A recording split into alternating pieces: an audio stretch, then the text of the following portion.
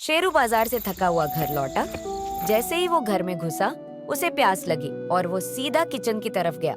गिलास में पानी भरते हुए उसकी नजर अचानक एक अजीब सी छड़ी पर पड़ी, जो रसोई के एक कोने में पड़ी थी। वो छड़ी दिखने में बहुत ही अलग थी, लंबी, पुरानी और उस पर अजीब सी नक्काशी की गई थी। शेरू को समझ नहीं आया कि ये छड़ी घर में कहाँ से आई, लेकिन उसकी जिज्ञासा ने उसे उस छड़ी को उठाने पर मजबूर कर दिया। जैसे ही शेरू ने वो छड़ी उठाई, उसके हाथ में एक अजीब सी शक्ति का एहसास हुआ। पहले तो उसे अच्छा लगा, लेकिन तभी कुछ अजीब होना शुरू हुआ।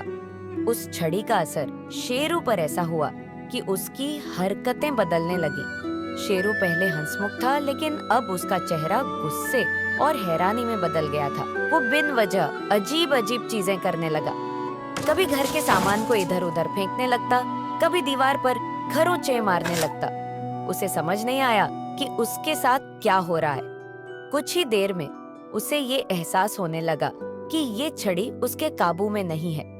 वो उसे अपने तरीके से नियंत्रित कर रही थी और उससे जबरदस्ती गलत काम करवा रही थी। शेरू का घर अब जंग के मैदान जैसा दिखने लगा था। वो बहुत डर चुका था और उसे समझ नहीं आ रहा था कि क्या करे। तब उसके दोस्त ने उसे सुझाव दिया कि वो गांव के बाबा जी के पास जाएं, जिन्हें लोग शेरू बाबा कहते थे। वो बहुत विद्वान थे और ऐसी चीजों का इलाज जानते थे। शेरू बाबा के पास पहुंचते ही शेरू ने अपनी परेशानी बताई और वो भूतिया छड़ी भी दिखाई। शेरू बाबा ने जैसे ही छड़ी को देखा, उनका चेहरा गंभीर हो गया। उन्होंने शेरू को समझाया, बेटा, ये कोई साधारण छड़ी नहीं है।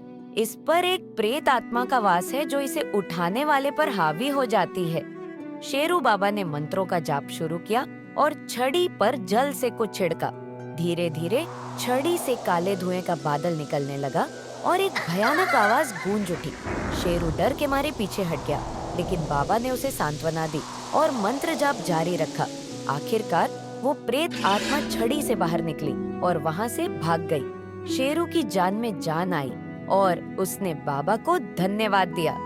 शेरू बाबा ने उसे समझाया कि कुछ चीजें कभी भी बिना सोचे समझे नहीं उठानी चाहिए। उस दिन के बाद शेरू ने कभी भी अजीब चीजों के पास जाने से तौबा कर ली